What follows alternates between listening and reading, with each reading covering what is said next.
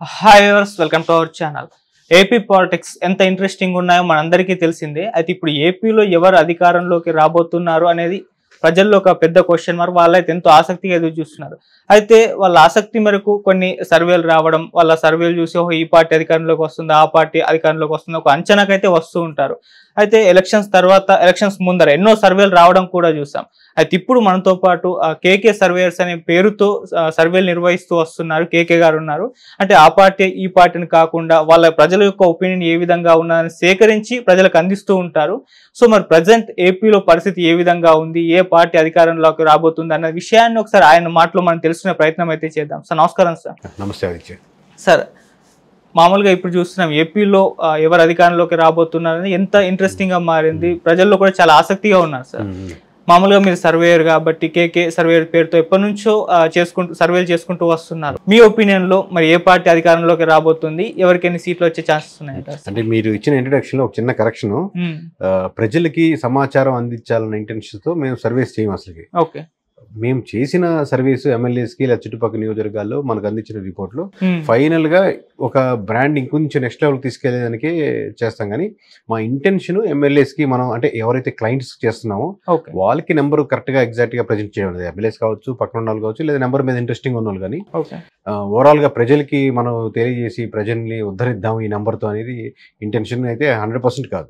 ఏపీలో మీ అంచనా ప్రకారం ఎవరు అధికారంలోకి రాబోతారు, ఎవరికి ఎన్ని సీట్లు వచ్చాయి? అంటే ప్రీ పోల్ లో పోస్ట్ పోల్, ఇప్పుడు పోస్ట్ పోల్ మనం ఫస్ట్ ఈవినింగ్ 5 o'clock కి కొంచెం డిఫరెంట్ గా ప్లాన్ చేసి సింగిల్ నెంబర్ తోనే చెప్దాము.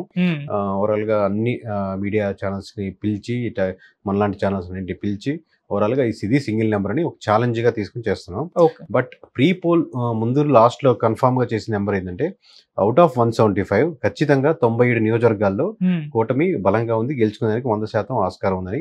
అలాగే 23 నియోజకవర్గాల్లో వైఎస్ఆర్సీపీ బలంగా ఉంది, గెలుచుకునేదానికి ఎక్కువ ఆస్కారం ఉంది 23 నియోజకవర్గాల్లో. మిగిలిన 55 నియోజకవర్గాల్లో టఫ్ ఫైట్ ఉంది అవుట్ ఆఫ్ దని. సో ఏముందో 55 టైట్ ఫైట్ అని చెప్పినప్పటికి కూడా కూటమి 97 అనేసాం కాబట్టి అక్కడే ఓవరాల్ గా మ్యాజిక్ ఫిగర్ 88 దాటేసింది కాబట్టి. So in another way indirectly we are saying that కూటమి ఫార్మింగ్ గవర్నమెంట్ అని ఓపెన్ గా చెప్పినట్టే అవుద్ది. సార్ మామూలుగా ఇప్పుడు ఎలక్షన్స్ తర్వాత కొన్ని సర్వేలు రావడం చూస్తున్నాం. అయితే సోషల్ మీడియాలో ఎగ్జిట్ పోల్స్ గా వైరల్ అవుతున్నాయి. ఎగ్జిట్ పోల్స్ ఇప్పుడైతే లేవు, జూన్ 1 తర్వాత మనం చేసుకోవచ్చు, కానీ ఇప్పుడైతే వైరల్ అవుతున్నాయి. అయితే ఈ సర్వేలు వచ్చిన సర్వేలన్నీ కూడా వైసీపీ అధికారంలోకి వస్తాయని చెప్తున్నారు. మరోవైపు సెఫాలజిస్టులు అందరూ, కొంతమంది ప్రశాంత్ కిషోర్ లాంటి వాళ్ళు టీడీపీ అధికారంలోకి వస్తుందని చెప్తున్నారు. సార్ మరి వీటిని ఏ విధంగా చూడొచ్చు అంటారు? అంటే నేను ఎప్పుడు కూడా ఇప్పుడు కాదు కానీ గడిచిన 7 years గా ఎప్పుడు ఎవరిని ఇండివిజువల్ గా కమెంట్ చేయడం కానీ, వేరే సర్వే గురించి మాట్లాడడం కానీ, తక్కువ చేసి మాట్లాడడం కానీ, క్యాండిడేట్లు కానీ చేయను. సో ఇప్పుడు కూడా దాని గురించి ఏం కమెంట్ చేయను. బట్ ఎవరు ఇష్టం వాళ్ళది కదా. ఇప్పుడు దీనికి పెద్ద సబ్జెక్టు ప్లస్ అందరికి అందుబాటులో ఉండే సబ్జెక్టు. ఇప్పుడు మూవీస్ గురించి ఒకటి బాగుందని, ఒకటి బాగాలేదని, సూపర్ హిట్ అని, ఫ్లాప్ అని ఎవరైనా కమెంట్ చేయొచ్చు. మీకు అలాగే ఫుడ్ గురించి ఏదైనా రెస్టారెంట్కి అది బాగుంది, ఇది బాగాలేదని.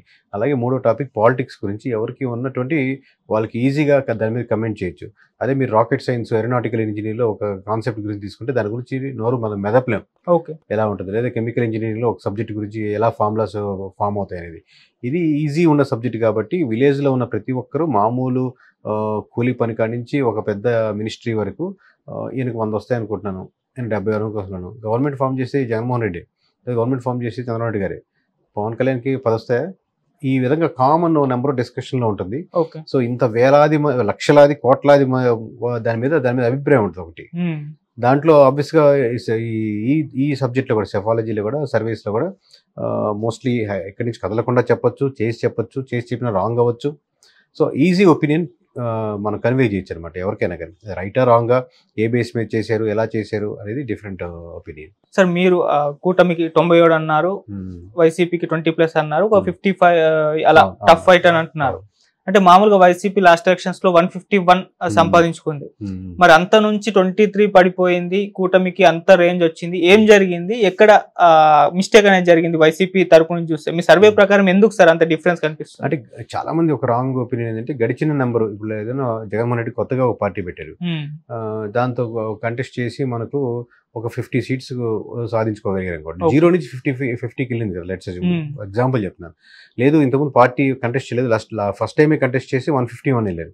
0 నుంచి 151 వెళ్ళొచ్చు, 150 నుంచి మళ్ళీ డబుల్ డిజిట్ రావచ్చు, ఏదైనా జరగచ్చు. సో ప్రీవియస్ అనేది ఒక ఇన్ఫర్మేషన్ ఇప్పుడు చాలామంది 2014లో ఎంత వచ్చింది, ఇక్కడ గెలిచిందా సీటు, అందుకైతే ఈసారి గెలుస్తుంది, ఈయన గెలిచాడా అయితే మళ్ళీ గెలుస్తాడు, ఈయన ఓడిపోయాడు అయితే ఈసారి ఓడిపోతాడు, అట్లా ఉండదు అనమాట. మామూలుగా ఇప్పుడు ప్రీవియస్ ప్యాటర్న్ ఒక బేస్గా తీర్చుకొని, అంటే మీరు లాస్ట్ రాసిన ఎగ్జామ్స్లో 34 మార్క్సే వచ్చారంటే ఫైనల్ ఎగ్జామ్లో కూడా మీరు 90 రాకూడదు, ఇలాగే ఉంటుంది 34 అనేది లేదు కదా.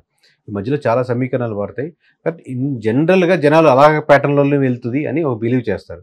అంటే సార్ 151 వచ్చాయి కదా లాస్ట్ టైము, మీరు 23కి పడిపోయారు, అంటే 55 అటు ఇటు అన్నారు, ఒక 30 వేసుకున్న ఒక 55 దాకా 100 సీట్లు తగ్గిపోయేంత వ్యతిరేకత జగన్మోహన్ రెడ్డి గారి మీద పాయింట్స్ అడుగుతున్నారు. ఏ పాయింట్ల మీద జనాలు ఇంత వ్యతిరేకత అనిపిస్తుంది? అంటే చాలా ఫ్యాక్టర్స్ ఉంటాయండి. వన్ ఆఫ్ ది ఫ్యాక్టర్ వచ్చేసి చాలా ఫ్యాక్టర్స్ 1 by 1 చెప్పుకోవాలంటే ఇప్పుడు ఎంప్లాయీస్ బాగా వ్యతిరేకంగా ఉన్నారు. ఏంటి ఎంప్లాయీస్ వ్యతిరేకంగా ఉంటేనే ఇంత మార్పు వచ్చేస్తుంది, అంత పర్సెంటేజ్ లేదు కదా. సరే 1% అంటే జగన్మోహన్ రెడ్డి గారు ఇదిగో 1% అని చెప్పేసి కూటమి అకౌంట్లో వేశారు. కూటమి జత కట్టింది అంటే ఎదుర్కొనేదానికి ఆబ్వియస్గా ఓవరాల్గా టీడీపీ జనసేన ప్రధానంగా ఓట్ బ్యాంకింగ్ కలిపినప్పుడు ఇదిగోండి ఒక 4% కలుపుకోండి అని చెప్పి ఇచ్చేశారు.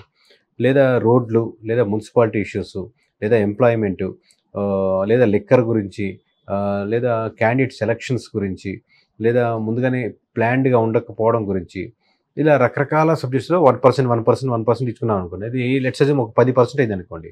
అంటే లాస్ట్ టైం ఎలక్షన్స్లో జగన్మోహన్ రెడ్డి గారికి ఖచ్చితంగా ఈ ఓట్లు వేసిన వాళ్ళు 10 మంది ఇటు వెళ్ళారు అనుకోండి, ఓట్లు వేసిన వాళ్ళు. అప్పుడు హ్యూజ్ డిఫరెన్స్ ఆఫ్ నెంబర్స్ కనపడతాయి. పర్సంటేజ్ చిన్నదే కావచ్చు, ఒక 10 15 కావచ్చు, బట్ మీకు రిజల్ట్స్ వచ్చేసరికి చాలా హ్యూజ్ డిఫరెన్స్లో ఉంటాయి. సార్ ఇటువైపు చూస్తే జగన్మోహన్ రెడ్డి గారు 151 సీట్లకు పైనే గెలుస్తామని చెప్పేసి మొన్న ఐపాక్ తో చెప్పడం చూసాం. ఆయన అదే ధీమాతో ఇప్పుడు వైజాగ్ లో అన్ని ఏర్పాట్లు చేసుకుంటున్నారు తన ప్రమాణ స్వీకారానికి. మరోవైపు టీడీపీ కంప్లీట్ సైలెంట్ అయిపోయింది. చంద్రబాబు నాయుడు గారు ఎన్నికల ఫలితాలపై అసలు ఏమాత్రం కూడా మాట్లాడలేదు, మౌనంనే వహిస్తున్నారు. మరి ఇలా మౌనానికి గల కారణాలు ఏంటి, ఇలా హడావిడి గల కారణం ఏంటి? అంటే మీరు లాస్ట్ ఎలక్షన్స్ గమనించారో లేదో, లాస్ట్ ఎలక్షన్స్ అయిపోయిన తర్వాత కూడా చంద్రబాబు నాయుడు గారు బయటకు వచ్చి అంటే మామూలుగా 150 వీఆర్ వినింగ్, 150 సీట్లు తగ్గవన్నాం. రాష్ట్ర వ్యాప్తంగా అప్పుడు ఒకసారి ఊపు వచ్చింది మామూలు జనాలకి కూడా మనం గెలవబోతున్నాం. చూస్తే అవుట్కమ్ 23 వచ్చాయి. అట్లాగే ఈసారి కూడా జగన్మోహన్ రెడ్డి గారు 150 మనకు క్రాస్ అవుతున్నాయి అని కాన్ఫిడెంట్ చెప్తున్నారు. అలాగే వైసీపీ ఫాలో అయ్యే వాళ్ళకి ఒక ఊపు, ఒక కాన్ఫిడెన్స్, ఓకే మనకి ఏదో కొంచెం డౌట్గా ఉంది, కానీ జగన్మోహన్ రెడ్డి గారు ఏది ఆలోచించుకునే చెప్పరు కదా, ఎందుకంటే నిజాయితీగా చెప్తారు, మాట మార్చరు, మడం తిప్పరు. సో అటువంటి అతను 150 అంటున్నారంటే ఖచ్చితంగా ఏదో ఒకటి ఉంటుంది కదా, ఊరిని అయితే చెప్పరు కదా అని ఒక ఊపు కాన్ఫిడెన్స్ అయితే వస్తుంది. ఏ నాయకుడైనా అలాగే బిహేవ్ చేయాలి, ఎందుకంటే తనకున్న క్యాడర్కి మనం గెలుస్తున్నామన్న నమ్మకాన్ని ఇవ్వాలి. So he's right, whatever he's doing is right.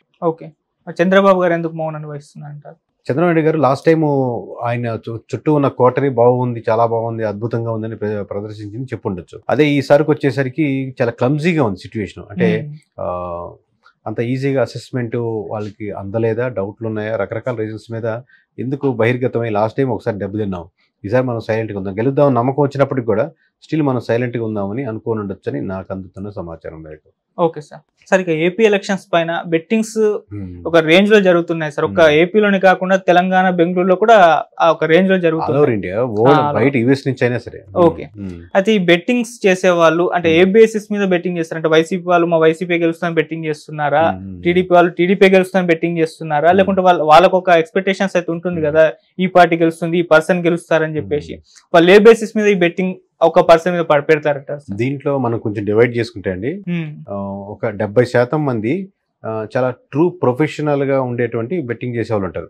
అంటే రెగ్యులర్ గా వాళ్ళు ప్రతి సంవత్సరం ఎప్పుడు వచ్చినా కానీ లేదా కోడి పందాల్లాగా దాని మీద ఇంట్రెస్ట్ గా ఉండి కొంచెం అటు ఇటు తిరిగి ఫాలోఅప్ చేసుకునే వాళ్ళు ఉంటారు. ఒక 30% మటుకు ఎమోషనల్ బాండింగ్ అనమాట. మా అమ్మ ఈ కూర చేసినా చాలా బాగుంటుంది అనుకున్నారనుకోండి, అది ఎలా ఉన్నా చాలా బాగుంటుంది.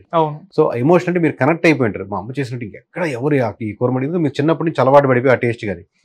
సో ఇక్కడ కూడా ఎమోషనల్ గా ఒక పార్టీతో కనెక్ట్ అయినప్పుడు మా పార్టీ ఎందుకు ఓడిపోతుంది, 151 సీట్లు ఉన్నాడు, మహా అంటే 50 సీట్లు తగ్గితే 100 సీట్లైనా రావాలి కదా, అసలు ఏం చూసుకుని జగన్మోహన్ రెడ్డి గారు ఓటేస్తారు ప్రజలు, లాస్ట్ టైం అది ఏం చూసుకొని చంద్రబాబుకి ఓటేస్తారు, ఇట్లా వాళ్ళు ఎమోషనల్గా కనెక్ట్ అయినప్పుడు దానికి చేస్తుంటారు. ఎమోషనల్ కనెక్ట్ ఎప్పుడు బెట్టింగ్ చేసినా వాళ్ళు ఓడిపోతూ ఉంటారు, అంటే నష్టపోతుంటారు ఎమోషనల్గా. ఈ మిగతా 70%లో కూడా ఒక క్రీమీ లేయర్ ఒక 10% ఉంటారు. వాళ్ళు ఏంటంటే కొంచెం దాన్ని ప్రొఫెషన్గా తీసుకొని దాన్ని మోర్ ప్రొఫెషనల్ వేలో తిరుగుతూ అనలైజ్ చేసుకొని సర్వేస్ చేయించుకొని మాలాంటి వాళ్ళ చేత రిపోర్ట్స్ ఏదైనా ఉంటే తీసుకొని అంటే మేమని కదా ఎవరైనా కానీ లేదా వాళ్ళు కొంతమంది టీంలు పెట్టుకొని సర్వే చేయించుకొని అంటే డేటాని అనలైజ్ చేసి ఒక ప్రాపర్ ఫిగర్తో ముందుకు వస్తుంది. ఇప్పుడు ఐపీఎల్ మ్యాచ్లో ఎవరైనా బెట్టింగ్ వేసుకుంటున్నారండి, అది ఎవడు సర్వే చేసి ఎవడు చెప్పలేడు. ఆబ్వియస్గా అసెస్మెంట్ ఉంటుంది, వీళ్ళు గెలచ్చు వీళ్ళు గెలచ్చు.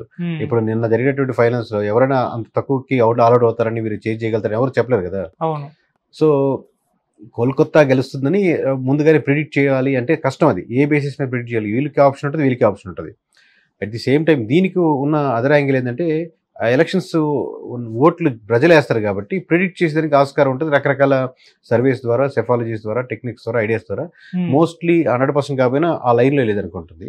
సో కొంతమంది ఒక క్రీమీ లేయర్ ఉండే వాళ్ళు మటుకు ప్రొఫెషనల్స్గా మోర్ ప్రొఫెషనల్గా చేస్తుంటారు. టోటల్ నెంబర్ మీద ఉంటుంది, వాళ్ళ ఇష్టం. అది ఇంకా మాట అనుకునేవాడు ఒకటే వేసుకోవచ్చు, మెజారిటీ మీద ఉంటుంది. ఓవరాల్ స్టేట్లో ఎవరు గవర్నమెంట్ ఫామ్ చేస్తారని ఉండొచ్చు. నెంబర్ ఆఫ్ టాపిక్స్ మీద వాళ్ళు అనుకున్నంత వేసుకుంటూ ఉంటారు. ఓకే.